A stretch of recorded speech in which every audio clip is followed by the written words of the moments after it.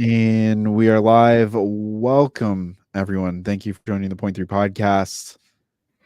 Listen, we have a fantastic live stream here. Point3 Podcast live stream Wednesdays. We're going to be talking about a lot, and I mean a lot, of the latest news and reviews. And listen, it's been a wild week since you were here listening to us last week. And this is why we kind of do Wednesdays specifically. There's so much that comes out leading up to it. But we're going to give you some intro and perspective into what we think about some of these things, especially when it comes to Marvel and the MCU. And then stay with us for our deep dive, where we're going to be talking about the box office and does a bad box office showing equal a bad project or a bad movie. So without further ado, the first piece of our super news and notes from the week. I don't know how many people saw this or caught it. I thought it was really, really cool personally. Across the Spider-Verse script was released. You can read the whole thing in its entirety. Did you guys get a chance to check it out? I checked out some of it. I have not. It was a crazy day, so I wasn't able to really look at it. But I am excited. I think tomorrow at the gym we'll probably just read through it in between sets or whatnot. Yeah. I've never read it talking about it before. So see, I'm sure seeing some like I don't even know like the structure of what like script are or how they're formatted. So it'll be fun.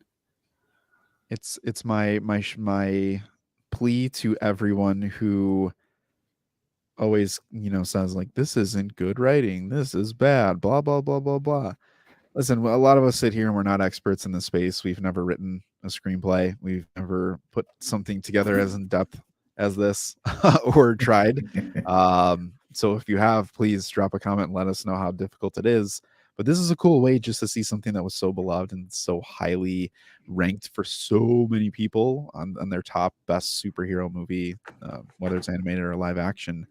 But it's just a great way to get insight into what it looks like and kind of what they have to go through. Again, the process of an animated movie versus a live action can differ in a way. So this would be something I'm very excited to finish. Yeah. I like how it started too, talking about how this movie is not possible with the decades of writers that have been on Spider-Man. Just showing how much of a love letter that movie is to Spider-Man. Yes. So yes. But next, Marvel is reportedly still very high on the character of Kang after rumors that we got that Marvel is going to be switching to Doom post Loki season 2 finale. Everyone thought this is the end of Kang. We all know real life Jonathan Majors, I think actually today, is having his court dates.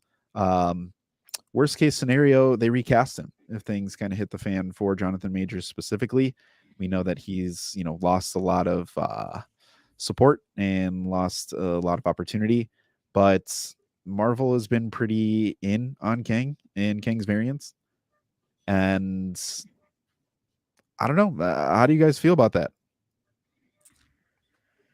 It feels like every other week we are getting a rumor of it's either he's out, he's in, he's not there, Doom's there. It's both of them.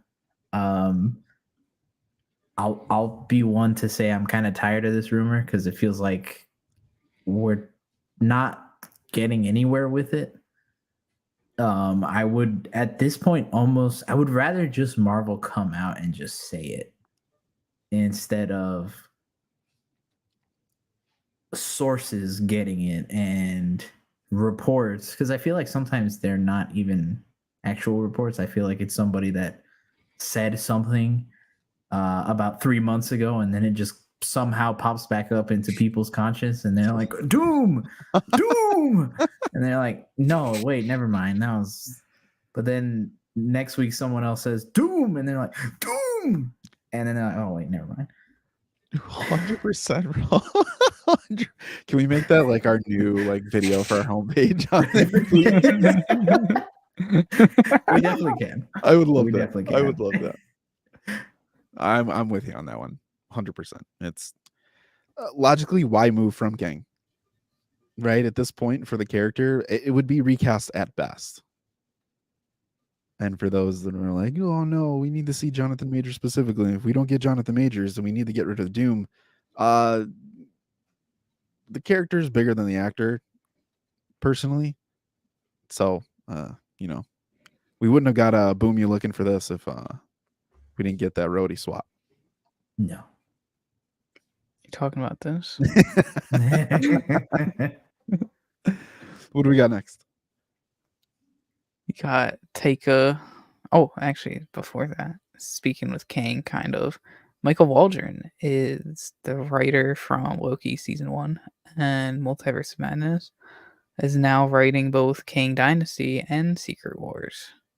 So that's cool to have the same continuity going from one project to the next. I'm always a little skeptical when, especially with the amount of content Marvel's got out, of too many different chefs in the pot. Never a good thing.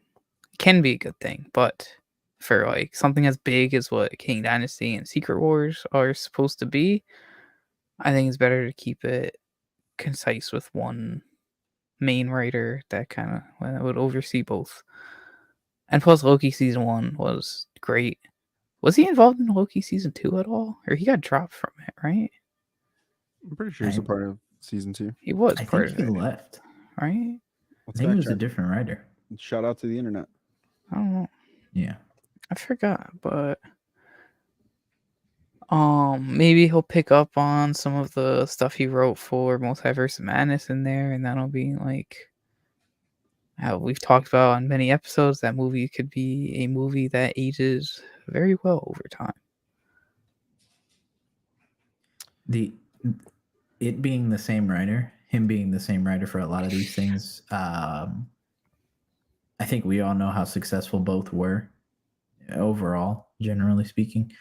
And if you've listened to us for a while now, you know that when a project has the same people attached to these projects, it tends to do a little better in terms of the public eye. So I think this bumps my excitement for both a little more, especially Kang Dynasty, because I think that's the one that's been in flux the most. Yeah, and the cool thing with this is I agree. No, he was not a part of season 2. That was different. I think it was Justin Benson and Aaron Moore were leading, directing. Eric Martin was on that one, but Waldron comes over from Multiverse of Madness. We have rumors of Sam Raimi potentially being a director since we dropped the Shang-Chi director from as if we're Marvel. Marvel dropped Shang-Chi's director from King Dynasty. The cool thing here is it's still someone who's associated with what kind of everyone was really excited about in the first place, with a writer from Rick and Morty coming over handling the multiverse. I mean, listen, it was enough, at least in this sense, that someone picked up his stuff from season 1 and kind of ran with it. And I don't know. I think it's a good choice. I don't expect this to be kind of like a, Russo brothers type of thing. And obviously it's ways away and plenty can change before that. But it's good enough to me, at least, that if people do catch on to this as it gets closer and they know that the person who's a part of this project, leading into the next piece of news, the person who's a part of this project is at least passionate about what they're doing and has some investment, if you will. But that being said, we talked about this. We have a video that's going to be dropping tomorrow expanding on this topic, but it's worth noting Taika Waititi is still floating around here based on his comments that he dropped about the MCU, specifically Thor Ragnarok, and how he came upon that project. Really did it for the money. And you know what? I have to say one thing really quickly to this. I get it in a way. If you're someone who's looking for a new job type of thing and someone offers you a good position on a good company, you're just like, yeah, I would do it because I'm going to get paid. You know what I mean? Not to say that he didn't fall in love with the project. However, we know kind of what happened after that, and we discussed that at length in our next video that's dropping after Invincible. Go watch that video. That's all I'll have to say because we talk about it very well in there. the next piece of news is something else I'm already kind of tired of hearing in terms of Secret Wars. What's going to set up what? But it's something that Daniel RPK, for people that don't know, is very reliable, like news leaker type. I don't know if leaker is the word, but a reliable source when it comes to news in the superhero stuff. But he said that Spider-Man 4, Shang-Chi 2, Fantastic Four, and Deadpool 3, a lot of numbers, Jesus, are all expected to set up Secret Wars. What do you guys think with that? I feel like some of these make sense, especially Fantastic Four, and I would definitely say Shang-Chi 2.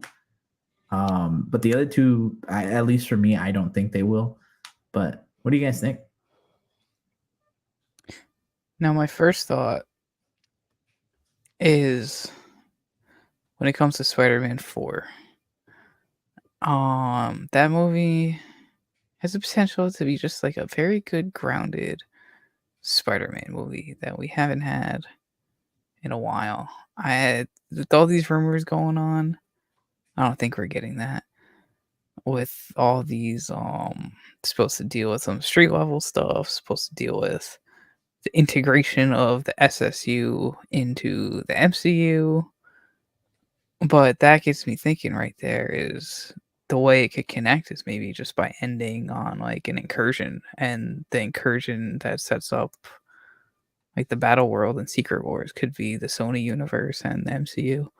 And also with Deadpool 3 could show the incursion of like the Foxverse into it. So those would definitely be raising some stakes, and those type of like bad, not like bad, but not good for our heroes ending could be what really hypes up Secret Wars a lot for people and kind of gets there. I'm hoping we'd see an incursion before then. Actually, Deadpool 3 is coming out next year, so we'll see. Like, it's exciting. Shang-Chi, I don't know how that's going to connect, to be completely honest. I feel like that's kind of... I have no idea. I know they got that whole different, like, dimension that I haven't seen that movie in a while. So I forgot what it was called, but I know they have that whole different mystic dimension that they were in at the end of the movie.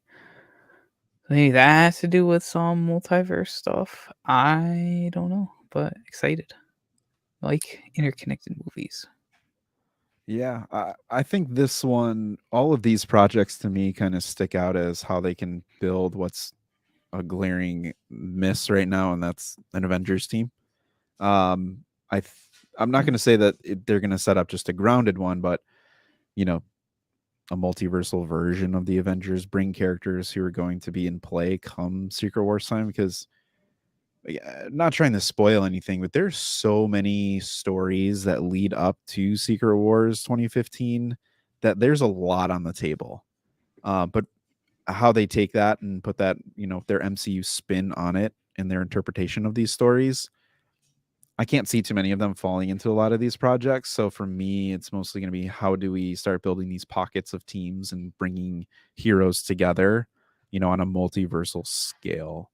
I don't know. We'll see. King should be out of the picture for a while, so I don't see him coming up in this. Fantastic Four is the one that sticks out to me most, is the one that can propel the main narrative forward towards, an Avengers movie. So we'll see. Yeah, I was gonna say Fantastic Four and the inevitable Doctor Strange 3. I think would be those two seem as the most, like, if anything big is gonna happen, those will probably be it. I look at Shang-Chi 2 and I do think something will happen, but it'll be maybe on a smaller scale. Deadpool 3 is such a 50-50 just because it's Deadpool, and I know a lot of people are like, hey, but he's the multiverse, Hugh Jackman, and I understand it. I understand the Foxverse thing, but how much of that is going to be just for fun?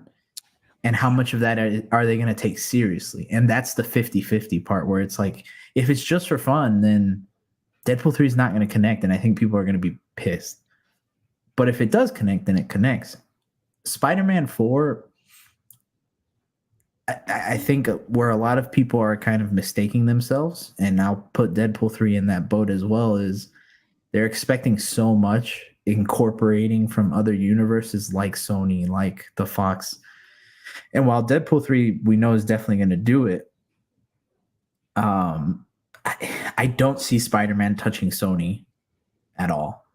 The only thing I see them doing is bringing Miles in, but it's not going to be the Across the Spider-Verse Miles. Mhm. If it is, hey, it is. But I think the biggest universe building thing that you set up for Secret Wars is having a Miles come into our 616 universe, meeting Tom Holland, and they team up. And I think that's how you maybe start setting that side of that story up. Real quick to that point, I think there are two, right? If I were to rank who's going to show up from a spider, what's up, Romes? If we're gonna say that, I think it goes Toby, animated Miles, Andrew Garfield. Like I think those the two are probably least likely. I personally don't want Miles to come into the MCU. Personally, I want him to stay. If they do a Sony thing and they do a Spider-Verse story, I'm fine if they do that separate, and that can happen if they really want to go that route. And who knows what Madam Web is, how deep it's going to go. Characters can allude to it, but I don't know. At this point, I kind of don't want MCU fans to really have much to say about Miles, to be honest with you. If I'm really being honest, I want to keep him in his own world and just he's doing his own thing, right? I don't know. I like the choice of words you chose with doing his own thing. It's someone inspired me to say it. I can't name names. It's purposeful. Shout out Shamik Moore. Yeah. Oh yeah. Real quick on this one. I know we touched on it, integration of the Sony Spider-Verse and MCU possible, but back to Fantastic Four really quick. These two have been fan cast for a long time, and it keeps coming up, just like Hero Scroll was saying. Doom, like we've known these two names have been associated. Have you guys ever seen Billy Madison? Yes. I'm thinking that always reminds me of O'Doyle Rules. Yes. When he does, like he'll bully someone and like the whole family is like O'Doyle Rule. I mean, that's how Doom fans are, man. Yeah. John Hamm and I'm not gonna say Cillian Murphy. Gosh, I want Colin. Yeah. Oppenheimer taught me that. I didn't know that. But who would you? What did I do? It's spelled like Cillian. Yeah. What is his actual name? You said it's Colin? Yeah. Yeah. How does that? Okay. The English language is very interesting language. I don't know. No, yeah, we're going Cillian. with it. I always thought it was Cillian as well. No. Yeah. But him or John Hamm is Doom. John Hamm is out on record saying, MCU, sign me up. Which do you prefer? I'm torn on it because I love the both of them. I've been seeing some cool images of the both of them as Doom in the costume. Mm-hmm. But I think John Hamm would be a better one to go up against Pedro and Reed Richards. I think that duo of Hamm interacting with him, I don't know, they just give off like, after watching Mad Men and then just seeing Pedro being Mando and every other project that I've seen him in, they would go to war with one another. Now, what if he's just a cameo though? Like just It's just a cameo. like a He's This is a Krasinski. cameo. He's a mid-credit scene or something. I mean, if he's coming back for the future, then sure. But if it's like a Krasinski one and done type thing, I'd be a little upset if he was just one and done. I'm just saying, who can handle it? Because I feel like that's a thing. Shout out to Mahershala Ali. Small little thing, and someone's like, well, when is he showing up next? And like everyone's mad because John Hamm showed up as Doom for 10 seconds, just putting his mask on or sitting on a throne or I don't know, doing something.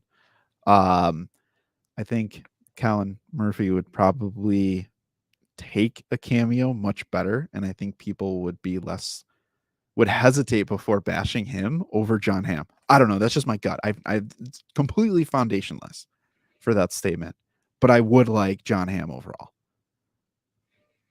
I like both. I have no horse in this race, to be quite honest. I've never fan casted Doom because I always feel like whoever it's gonna be is just gonna come out at left field. It's gonna be someone that nobody thought about, almost like Pedro Pascal, where it's like it's a good actor, but just no one ever thought about naming him. Yeah. And I know, like for example, Rums was talking about how he's not becoming Lex, John Hamm. Well, I think we'll see these two actors within the MCU at some point. Absolutely, because Colin Murphy, John Hamm, both phenomenal actors. Colin Murphy specifically having a superhero background, being Jonathan Crane as Scarecrow. So I know he's down to play a villain, and I think he would again in the right circumstances. I just don't know if it's Doom, because Doom is such an essential character. And right now, I know we're talking about all these freaking rumors, but me personally, I just don't think there's enough room for Doctor Doom right now. He needs to be slotted in where there's enough space for him to breathe. This Fantastic Four movie is not going to have that space because you've had three Fantastic Four movies, two being Origins, both of which are, and they did Doom really bad. So right now you kind of have to go away from Doom and bring him back later. Okay. Or that's me. Or they hit you with a boom, looking for this, and third time's the charm. They did that. But why would you put it in the middle? Why would you introduce another big villain in the middle of another big villain saga? To set up That's my thing. No, okay. Real quick. Remember, we had Thanos 2012. Mm-hmm. Then we had him post-credit scene with a grin, unfinished CGI. Then 2015, we had Age of Ultron, where he says, fine, I'll do it myself. And then 3 years after that, we get our first appearance of him. Now, he's been sprinkled in throughout, but remember, we had a Loki, who's an Avengers level threat. We had Ultron, who is an Avengers level threat. And then we had the closest thing you can get to an Avengers movie without having it in Baron Zemo. There is room, in my opinion, in the next 10 years, or let's just say 7, if we're going to, or 4, which is not. Secret Wars is not going to come out in 4 years. It's just not. But who's going to be the next Loki? Who's going to be the next Avengers threat? There's room for Doom, personally, especially with streaming being a possibility. Not saying he would be a streaming character, nor should he be, but I think there's still going to be another large character that's going to be introduced. Even someone in the magnitude of Namor, who, man, he was a great antagonist. High Evolutionary, great antagonist. Like in this Fantastic Four movie, no. However, in another project, yes, with teases, and I think Doom could be the next version of a Loki that we get in terms of appearance, weight, storyline, narrative, all that kind of stuff. Possible in my head.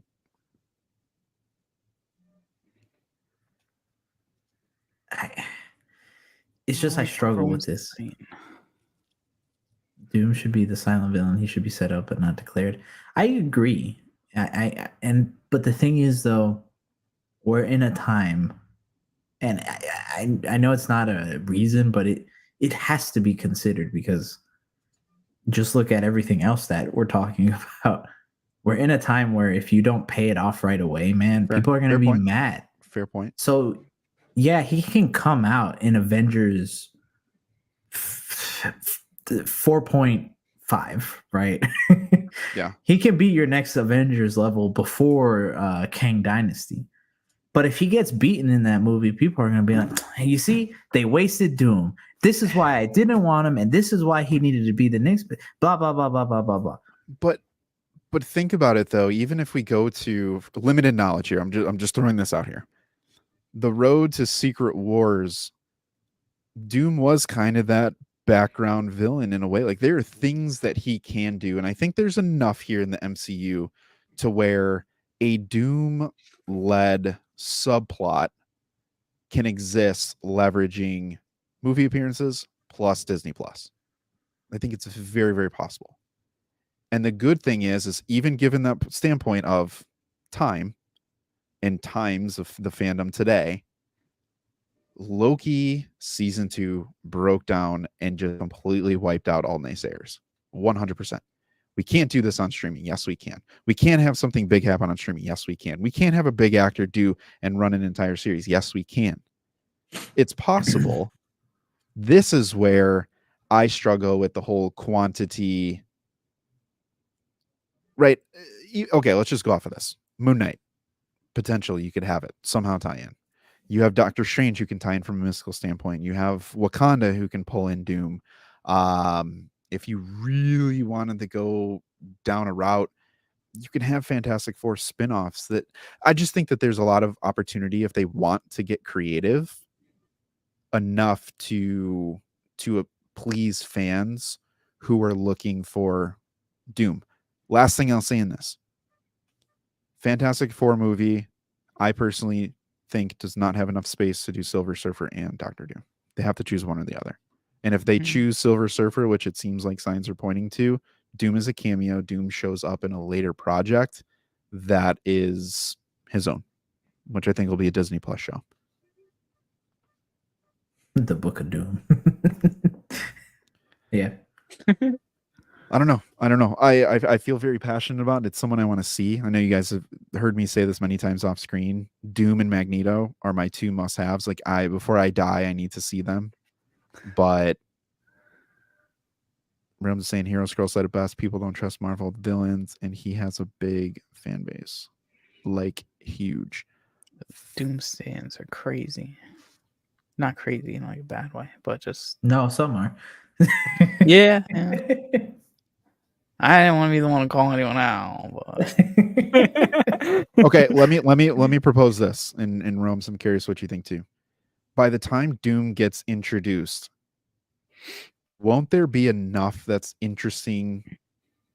Won't there be enough interesting storylines going on by this point of mutants, legacy characters, a new Avengers team, Fantastic Four going to be in play? The cosmic space is actually looking really good. I personally think the MCU is shaping up to blow the Infinity Saga out of the water, contrary to current belief. But if we're getting a non-strike, non-COVID, true MCU that can really get on its path and just bang out cameos, mid-credit scenes, post-credit scenes, release dates, and do what it is that they're kind of saying of like Marvel, Star Wars, Marvel, Star Wars, Marvel, Star Wars. Like, when they really get that down, I think they'll just be like, oh my gosh, oh my gosh, oh my gosh. I think a Doom can exist in that standpoint. We'll just have to wait and see. I know. I wasted 6 minutes.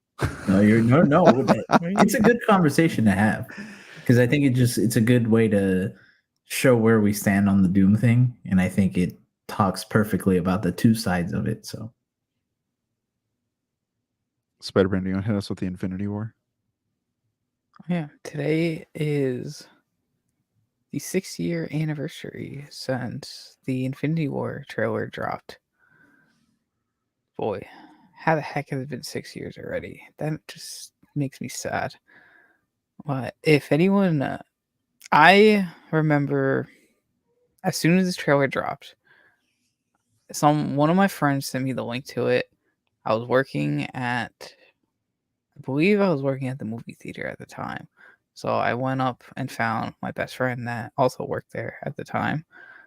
And we watched it together. Just completely stopped what we were doing.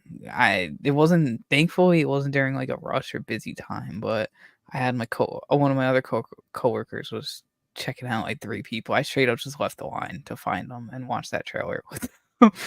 And I'm never gonna forget that moment because that is just blew us all away.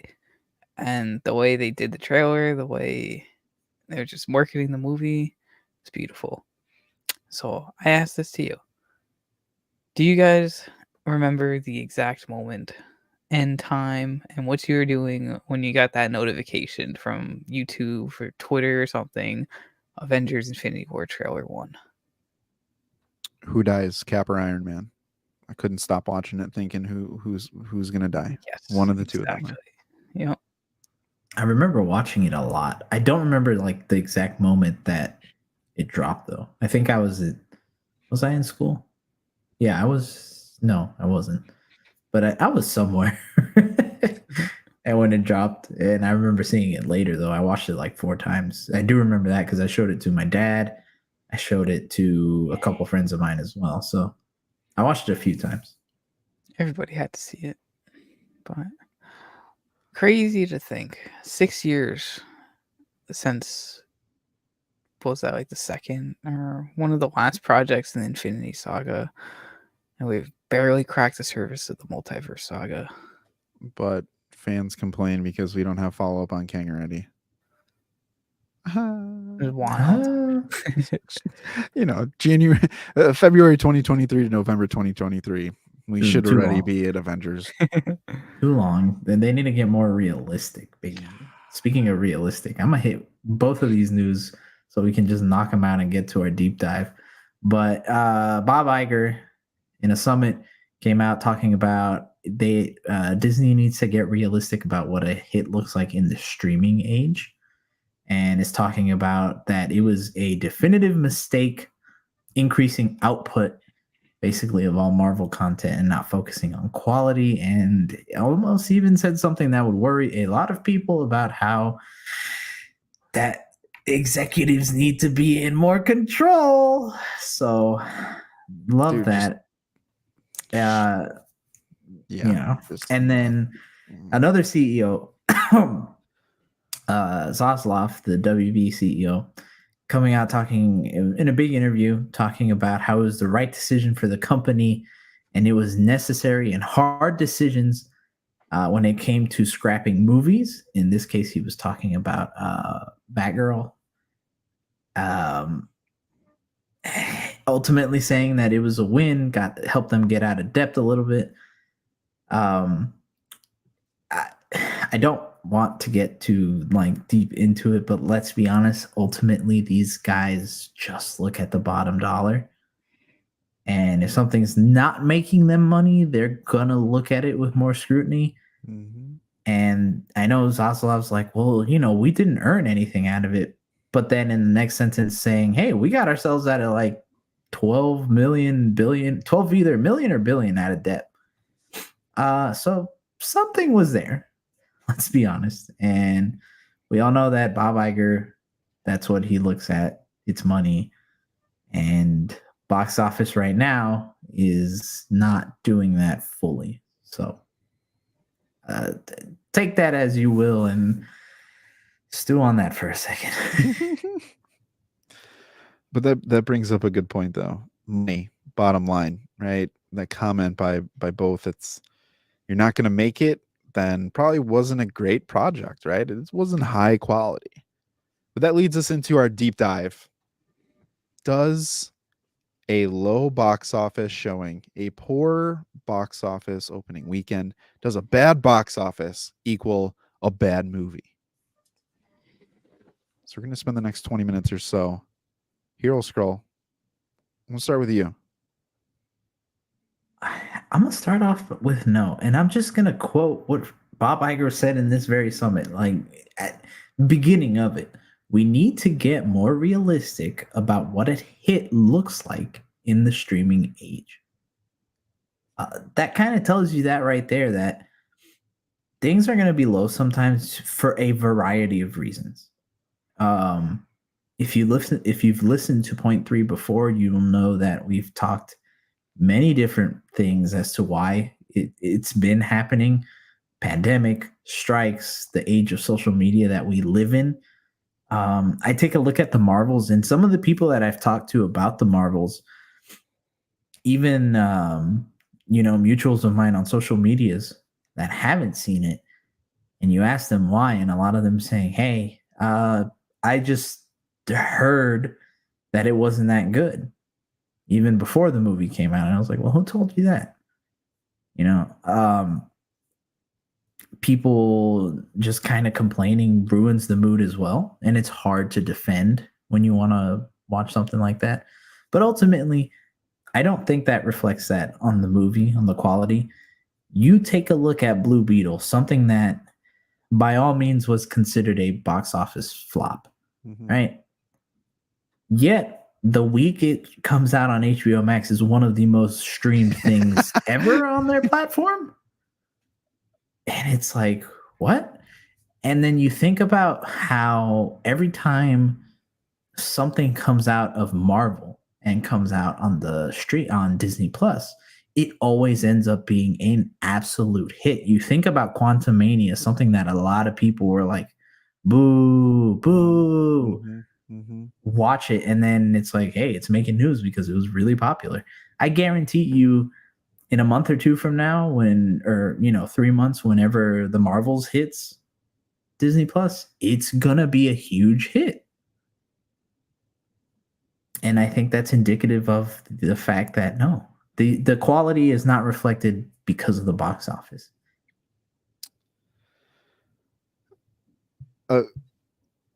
Spider-Man, go ahead.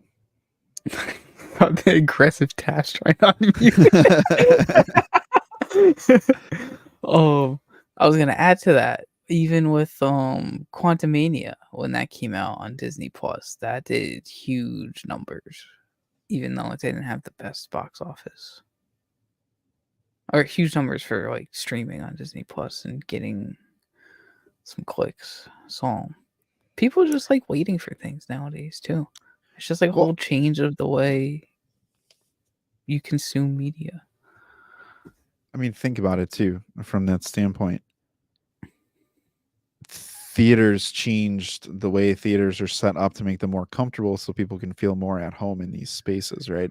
If I were to watch a movie at home, I want to have my stuff. I want to kick my feet up. I want to have a good view. I don't want to be stuck in garbage stadium seating where I can't move. I'm uncomfortable for these movies that are hitting 3 hours plus. Listen, post-COVID, the box office did recover. Yes. Marvel didn't really stop doing things, but at the same time,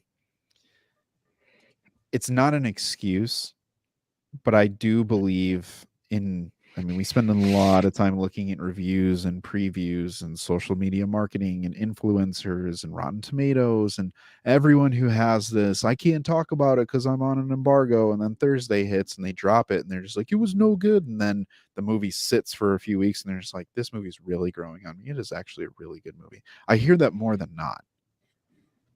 And from the standpoint of a box office movie dictating success, the hard part about the MCU and even the DCU is people didn't know what to expect for these specific universes prior to 2008.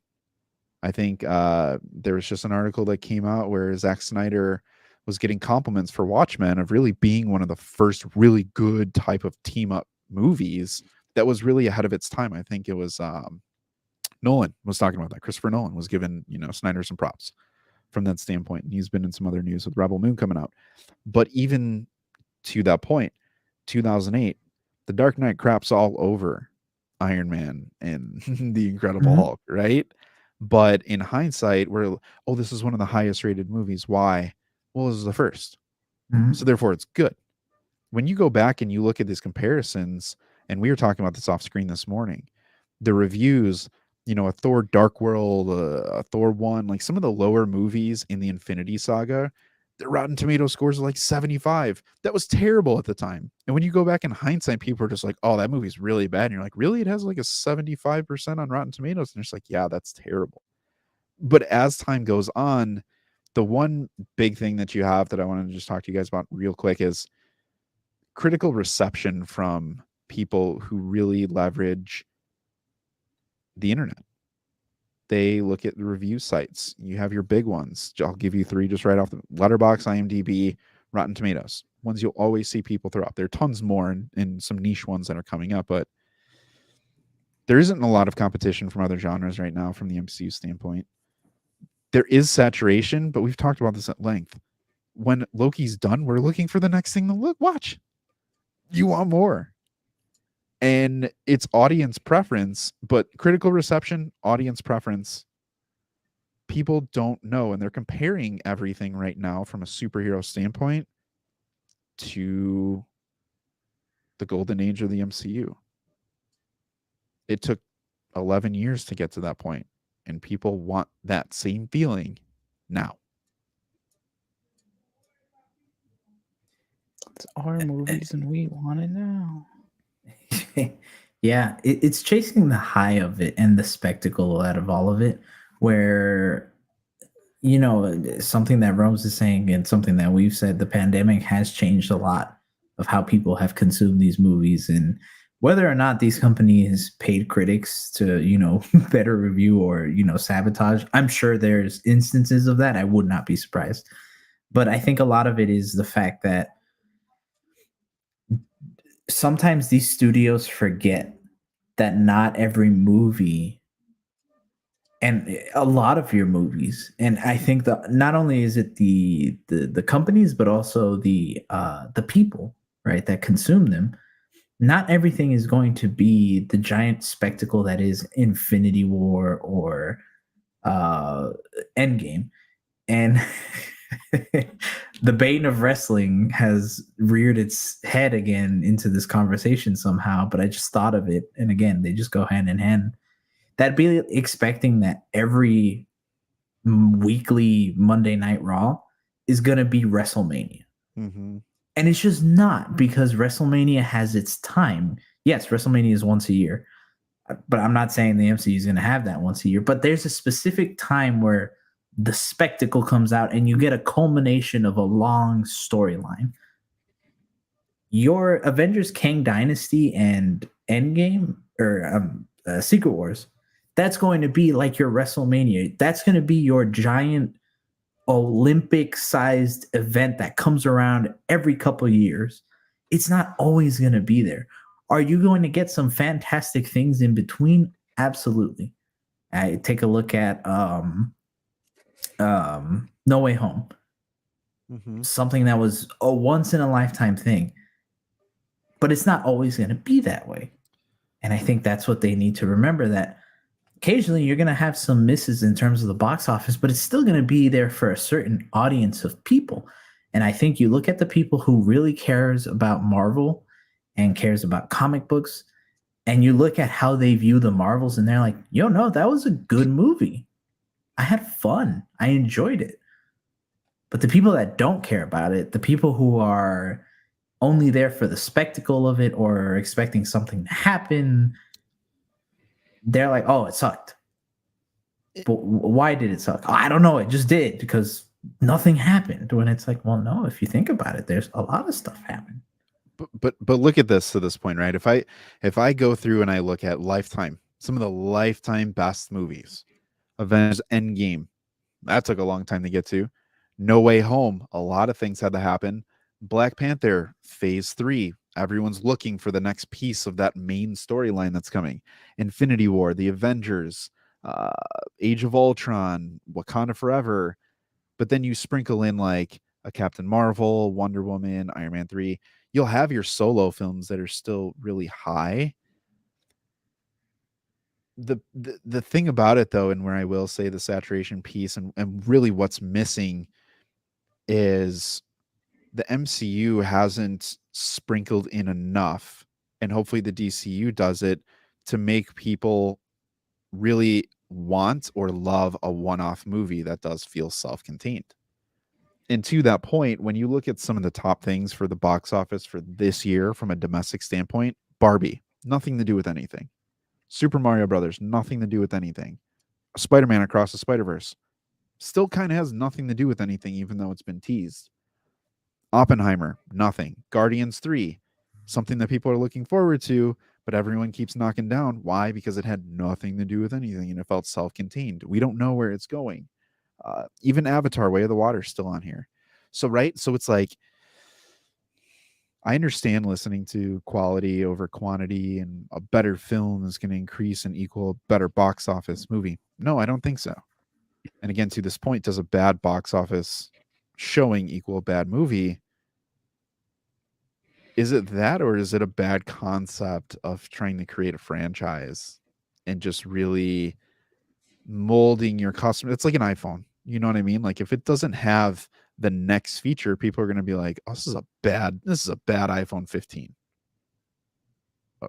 No, your iPhone 10 can probably function just as well with the technology that's put inside of it. We just don't know how to use it. But they put fail safes in for that, of course. Point being here, it's just, I think lately people have gotten away from looking at the quality of a project in itself and really enjoying what movies are supposed to be in the first place: entertaining and fun, interesting. A lot of these larger franchises and companies aren't doing that. And for superheroes specifically, it's not new. All of these movies that I've laid out there were somewhat the first of their kind. Wonder Woman, Captain Marvel, first of their kind. We get an Aquaman that hits $1 billion. Name another underwater movie that's been on that level or scale. You don't. People are looking for the newest, the latest, the greatest, the next, you know? Yeah.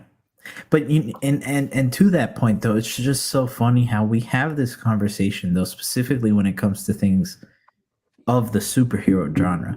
This conversation really never gets brought up when it comes to these more one-off films.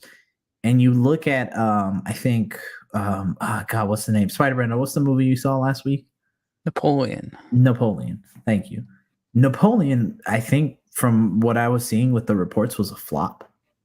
A box office flop. It didn't make what it was expecting to, and I think like a lot of people were just kind of writing it off. But from what Spider-Brando said, it was a pretty good movie. Yeah, and people, I'm sure that the people that didn't like it, they were just like, "Hey, not for me," and then they moved on with their life.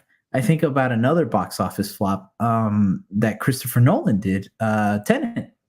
Mm-hmm. Tenet was a flop. Tenet is a mastercraft of a movie in terms of like all the different kinds of things that they did and the practical effects that they did to achieve the look of this film. And you don't hear anybody talking crap about it. The people that didn't like it just didn't like it, said, "Hey, not for me," kept on going. Yeah. I need to rewatch that movie. It's really good. I personally like it. But then Real quick to that point though, even when you get Christopher Nolan and you even saw people being like, Oppenheimer wasn't that great.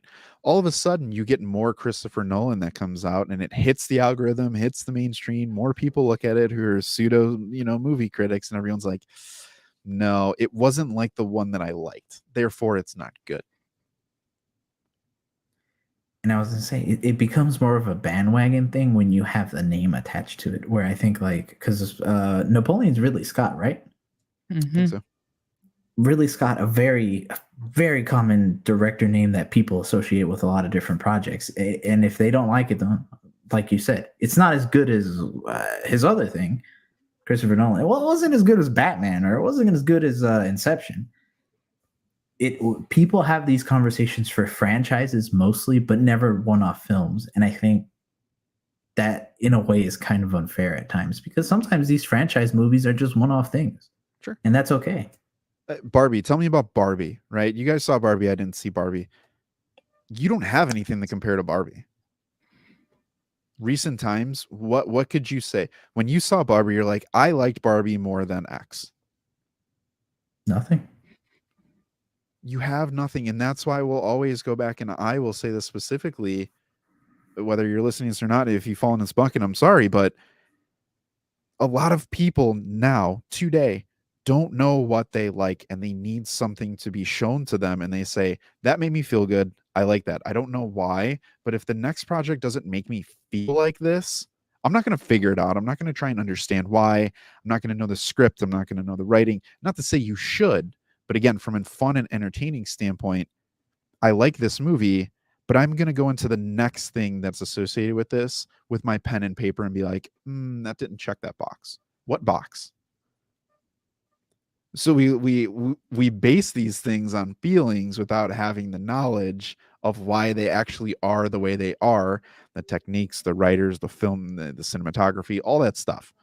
You hear it all the time. And it's a blame of social media is where I'm coming from, is going right back to that social media piece. Everyone loves when these franchises put out bad things so that they can keep doing this stuff. They can keep saying it's no good. Why? Because I think it's no good. Well, in the comments, I didn't think it was good either. And neither did I. And neither did I. And next thing you know, you have 3,000 likes on a comment that I didn't like this. And they're just like, see, it's no good. Very well said. I just, again, Super Mario Brothers. Just wait. We talked about it. NCU's coming up.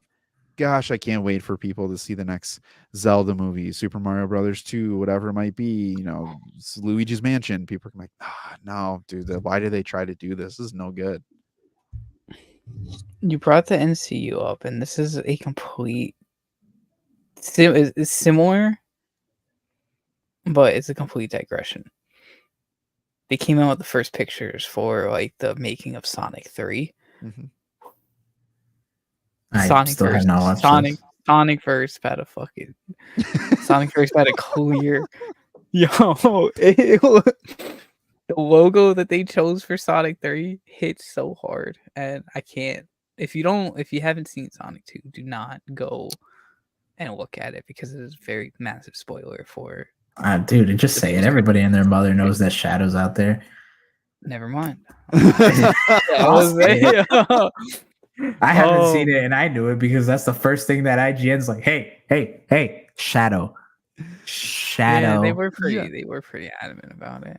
But yeah, so the Sonic 3 logo is a very, very, very similar resemblance to the Sonic Adventures 2 logo, which had like Sonic Adventures and then like the 2, but it had the top part with Sonic's blue hair thing and the bottom was Shadow's red. Mm-hmm. And this picture came out of Sonic 3, which the top part of it is blue, bottom is Shadow's red, and then it's like his foot right next to it.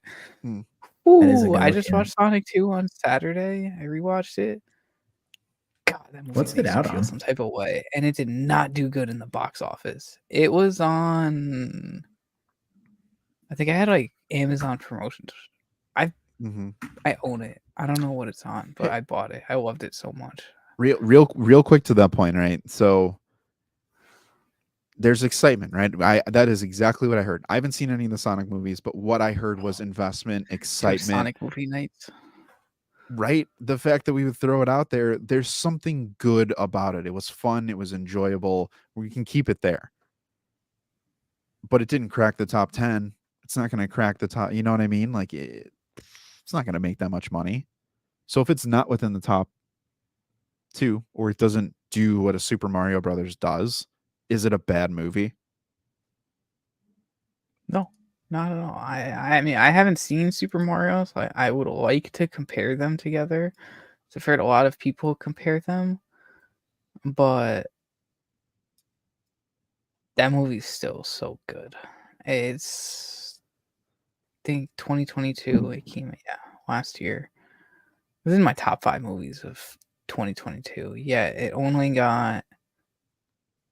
grossed 190 throughout its US run. 190 million. And 405 million worldwide. Not that bad. Not that bad, yeah. To kind of bring compared to like Super Mario though, and the other video game adaptations, I just don't think this movie, it does not get its due credit that it gets. And this is what I'm going to say, where Rome's brought up a good point. Are you guys ready for X-Men 97? And I think we're very excited. There's a lot of people excited for that show. But I guarantee you right now, I already see people complaining about a lot of different things. Mhm. They're going to ask where certain characters are, why they were left out. Excuse me, if anyone's left out. We know that Magneto, for example, is going to have a different costume based on key art that came out a few years ago. The people that don't know that, or the people that do know that, are already kind of a silent majority right now. When the show comes out as an official trailer, and then they showed the new Magneto costume, they're going to be, that's not my Magneto. This show sucks already. Look at it. Bad. You know, it's that kind of thing where if it doesn't have what you specifically want, you immediately write it off and you don't even give it a chance, because guarantee you X-Men 97 is probably going to hit in a lot of different ways. And all that to say, I don't think it's going to be like the 90s show, because that show, as good as it is, has its problems. And I don't think they're going to want to tell a different story as well. Mm-hmm. I don't think people are completely ready for that. And I think that rolls over into the box office, where when X-Men eventually comes out, if whoever is Wolverine, good luck. Good luck. Whoever is Magneto, good luck. Whoever's Xavier, you're in trouble, because everybody's going to compare it. Everybody. And it's the same thing with Batman. You look at Batman. If it doesn't do well in the box office, the only reason that Batman has stayed safe from this conversation is because it's done well. It did well in the box office, so people can't weaponize that. But if you look in terms of a lot of people, the haters of the latest The Batman movie, oh, well, Robert Pattinson doesn't look like Christian Bale, and he didn't do those things. Where's his voice? I didn't like that. I didn't like this. Guarantee you, if the box office for that movie was not well, that movie would be considered bad. Oh, Guarantee yeah. you. Same quality Okay, of the movie. Everything the same. I have a good example. No, I don't. I was gonna say amazing. I was gonna try to compare it to Amazing Spider-Man 2, but then I feel like I remember that movie had pretty good opening weekend, but just no. Let's find out. But here's I feel like it's very similar to Amazing Spider-Man 2. Here's the- Of like with the criticism that Garfield got, and just like the franchise and Spider-Man got as a whole, to lead them to freaking recast after that. Rome's, we know that. How many casual people know that, though? How many casual people know that he got that costume? Guarantee you, not many. And that right there is the hard part of balancing. Here's the 91 difficulty. million. Real quick to kind of just that DC MCU standpoint, right? You can keep releasing Batman because people love Batman. It's a character they know, and it's an easy way for people to converse about it. I like this Bat. This is my favorite Bruce Wayne. This is my favorite moment. Here's my favorite villain. There's a reason why we don't have extreme diversity when it comes to Batman. We get repeats. How many times are we going to see the Joker story? How many times are we going to see a Joker character? We have an Elseworld spinoff of a Joaquin Phoenix Joker that's just like, oh my gosh, that was new, that was that was an exciting take on a character that we already know of. Great, fresh, boom, fantastic, box office, boom. But then we get a rumor of a second one, and it's just like, oh, it might be a musical, and people are like, oh, I never liked that movie in the first place. Of course, why? Blah blah blah blah blah blah. Everyone writes it off. But then you get an MCU standpoint now, today, and you have to build everything back up to build to that next climax. I don't want to. Nope. Give me my Thanos back. And then you get Thanos back, and you're like, why did you put Thanos in What If? Why is Thanos potentially rumored to be in this? Why is he blah, blah, blah, blah, blah? social media will take that, make an article about it, associate it with a large what's the word reputable source, and then it circulates and circulates and circulates and goes back to the beginning of what Hero Scroll said. Doom. We heard it how many times? Someone talks about it, and here we are again. It's just, I think for a large part of today's critic and audience, a bad box office does equal a bad movie. However, from our stance here at the Point3 Podcast, a bad box office does not equal a bad movie, because life is bigger than just a screen with some buttons on it where people can say whatever they want. Mm-hmm. That's the ultimate Fair. thing. Opinions do matter, but some opinions don't. No, I'm kidding. We're kidding, but we're not. Opinions can be wrong, though, and that's the thing, right? Obviously, movies are subjective, but to simply say that a box office, just because a box office didn't do well, the movie is bad, especially if you haven't seen the movie, that's just wrong.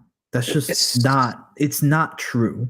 What grinds my, I don't mean to cut you off, but what grinds my gears is when people compare like post Endgame box office numbers to like the first like couple phases box office numbers. Wait, do these people not realize that they had a writer's strike where people didn't even, I'm sure people probably didn't even see the Marvels just because of the strike, because they didn't even want to go see it. And COVID also, which changed everything, and streaming, because it'll just be on streaming in a couple months. But no one takes like those things. Nobody takes into effect, and they're like, "Oh, I'm not even gonna waste my time on a movie that made $40 million." Like, how are you gonna look at that? I just got a bad leg cramp too. I hate when this happens. On freaking lives. He's so passionate that he's so passionate that it just cramps at him. That's how bad it grinds his gears. It's listen. Everyone can be a critic. That's everyone can be critical from your point of view. That's fine, but there has to be a point where the conversation is open enough to where just because I feel that way can't be the source. That's fine. That's fine. If you feel that way, that's great. But when you keep jumping and inserting into conversation to where people are like, hey, we're talking about plot, we're talking about story, narrative, character, all this stuff, and you're just like, nah, it's no good. And you're just like, okay, well, what were your thoughts about it? I'm just like, I didn't enjoy them. Or, no, they're the worst character yet. What are they doing? Marvel doesn't know how to cast. DC doesn't know how to cast. James Gunn doesn't know what he's doing. All that stuff, it's all a part of the conversation. But again, here it comes back to the box office. There's no purpose for a lot of these shows, right? There's no purpose for people for a lot of these movies. I'll watch it, just like you said. Flash came out, one of the most streamed. Blue Beetle came out, oh my gosh, most streamed. Marvel Quantumania came out, blew away whatever numbers that they actually decided to disclose. People want to see it, but we just buy into these narratives that are always being thrown at us and that are circulated in our algorithm on social media, no matter what platform you're on. This is no good. This is no good. And it hurts when you have people like a Bob Iger come out and say, no, we don't care about the sexist comments for Brie Larson. That's not what made this a bad movie. We don't care about all this other stuff. It's that we didn't have our thumb on top of Marvel during COVID and they got away with this, and somehow someone sent this and they were able to watch it in the movie theater. We need to, people are going to be like, dude, see, Bob Iger's on our side, man. That's exactly it. I'm with you. That's a bad movie. Quality over quantity. Because we all know that if one movie releases a year, it's going to be the best of the best. Yeah, okay. Like, it's just laughable at this point when it comes to it. Box office is a terrible indicator for a movie in a lot of ways. And not to sound like that type of person that's like, actually, but I guarantee you Bob Iger can't tell you 3 Marvel characters outside of Iron Man, Thor, or Cap. Guarantee you. I guarantee you that the people that have sit there and criticized the Marvels can't tell you the first thing about Captain Marvel. And I'm not even talking about comic book wise for these two examples. I'm talking Their about own version. MCU. I'm talking about their own version.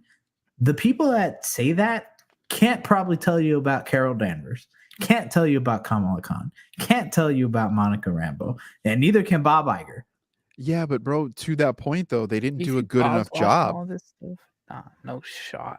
No, but seriously though, this is what you'll see. Those comments. You go through the comment section on this post specifically from The Verge, and people are like, "Well, if Bob Iger doesn't know and he's a part of Disney, then they really didn't do a good job of getting across who these characters are." That's not true. He just doesn't care. Yeah. It's also like he is the CEO as well, so like he should know. Disney has a lot of stuff, so it's not like he can know the exact details of every single thing going on. Like that's something Feige should be more in charge of, or like should be more kept control under. Because it's like, does my boss know every single item that's on one of our orders for customers? No, like he just kind of some of his comments are a little like you could easily tell it's for the money, but at the same time, you got to know he's a CEO, and some things CEOs like just Jeff Bezos too. You think he knew every single freaking thing that went on in every single Amazon warehouse across the country, or like what Timmy in Texas's birthday was? I mean, he should. But I don't know. He kidding. should.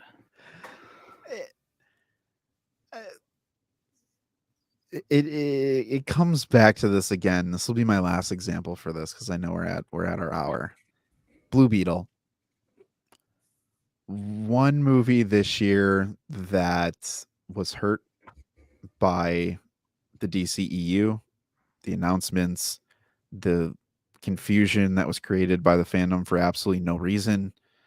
There's just a lot of convoluted things that surrounded Blue Beetle, and ultimately it hurts that box office. So when I hear bad box office, I'm like, okay, well, what are you specifically doing, since the box office is so important, to be a promoter of these things, to say, hey, everyone, let's flood the theaters again. Let's go back to 1996 to where the parking lot was slammed, popcorn just was everywhere. It actually mattered to be in a theater again. I just don't see it. I really don't see it. It's easy to sit at home and complain about these things without watching it, and it's really easy to sit at home and watch it when it eventually comes out. And you get enough information today to at least be dangerous in the comment section in your little characters to say, I know what this movie's about. I watched the trailer. Or I didn't watch the trailer. But I'm turning into a broken record, and it gets me a little bit heated from the standpoint of really good people on really good projects. No, I don't know them personally, but from what I do know, it's setting up the next really good person who can come out with an Eternals type movie that will never get the credit that's deserved at time, and we have to wait 3 or 4 years behind for people to be like, well, now that I can talk about it without having the people around me scrutinize me, it actually was a really good movie, and I hope that they make a second one. The Marvels will get that, guarantee you. Give it a year, people are going to be like, wow, the Marvels, man, Kamala Khan, fantastic. Carol, they gave her a character and she was cool. The fact that they introduced, at this point, if you haven't seen it, that's on you. The fact that they brought in Beast and Binary, that was awesome. Guarantee it. Just give it a year. People are going to come out after all the haters have moved on to Deadpool 3. Or cracking down the freaking Sony verse. That is going to be a real test next year of That's a a collective. lot of people, thing, a though. lot of people's patience with only one MCU movie and 3 Hey, Sony guys. movies. Team Morbin Ooh. is apparently on Madam Web, so no. Okay, this is the last thing. Bad box office, bad movie for Morbius. No, I mean it's a bad movie, but not because of the box office. Or at least that's what people said. I haven't seen it, so I can't say. But at least from what people said, it was a bad movie because of the story, not box office. That's where we're going with this. That is where I'm going with this. Box office does not. That's a loaded thing, just like a Rotten Tomatoes score, just like even IMDb and all those other ones. You can see that, but that's a piece of the puzzle. There may be a reason why, but you gotta look at the factors and ultimately see it for yourself. Watch these shows and these movies. That at the end of the day, make a decision and determination for yourself. Watch them. I'm not going to say much about Morbius because I'm in the same boat. I have no desire to watch that movie, but I have no desire to invest myself into the Sony cinematic universe. And if we didn't have this podcast, I probably would never talk about the Sony cinematic universe. Same. I like that idea. It's Morbid time. Oh God, I like that idea though. We should Madam probably in time. we'll take this particular podcast and we'll or live stream and we'll reference it a year from now. Yeah. Oh yeah. It just okay. I can't leave this open ended because we didn't touch on it. If you guys had to pick one thing that you really look for in a movie that makes you feel it's good or bad, what is that one core thing that you always go into a movie, superhero specifically, to be like, if it doesn't check this box for me specifically, it's probably not going to hit that top tier? Are we talking top tier or just being good? We'll just say good. Story. The story's not overall good. I don't think it needs to be anything like mind blowing, but if at least it needs to at least make sense and be fun and show like the characters and the power sets. That's it. That's all I need. I would say I would agree with that. Something that could bring me joy is what I look forward to. So I mean, obviously no one likes watching bad movies because they're bad and they feel like a waste of time. Yeah. But I just, especially for superhero movies, they've always just been like fun, just from growing up playing video games, having fun with that, and going on their journeys.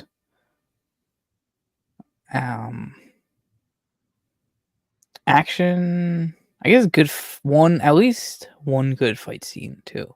For focusing on superhero, you gotta have a good fight scene in a superhero movie. That's what they do. Yeah. Oh, this is a fair point, and I want to throw this out here because it's something that I've heard a lot of. That is, they're either blended ideas, because I agree with you guys. Story is number one for me. Any sort of good story in here, and even to Jack's point, right? Gotta have a part when it can make you 100%. cry, and then later, show the heroes doing something that'll cheer them on. Emotional story stakes, 100%. The story, right, is that that sequence of events that are shown on the screen from a movie perspective. It can be actions that are taken by the character. You have a plot that's also included in this as well. And I feel like people confuse those two things, but story is that underlying narrative, the idea that the film exposes, while the plot is a way in which the narrative or idea is presented on screen. When you look at these two things, again, it's a show me, tell me type of thing, but ultimately going as far as what Jack and what Rome's are saying, audiences tend to focus on characters and things that make them feel. And if you can make me feel, whether you make me angry like a boy's standpoint, or I feel like you're despicable and I don't like you, like in Falcon and the Winter Soldier, when you're looking at, I was about to call him Soldier Boy. Oops. John Walker. Those are characters that they make me feel. That is something that is a positive, in my opinion. Something that I think is being overlooked in a lot of projects, especially this year. That's the core. And I think we all said it right there. When you talk about story, how do you feel when you get those responses? If I feel nothing from it, it's a pretty good indication that it might not be one of the better movies. Good writers, directors, actors, actresses, all that, they're going to elicit some sort of emotion from you. And that for me is what I'll leave this at. When you look at it, no, $1 billion isn't what makes it bad. I didn't feel anything from this movie. It didn't really move me in any way, one way or another. A numb movie is what I would deem as probably a bad movie.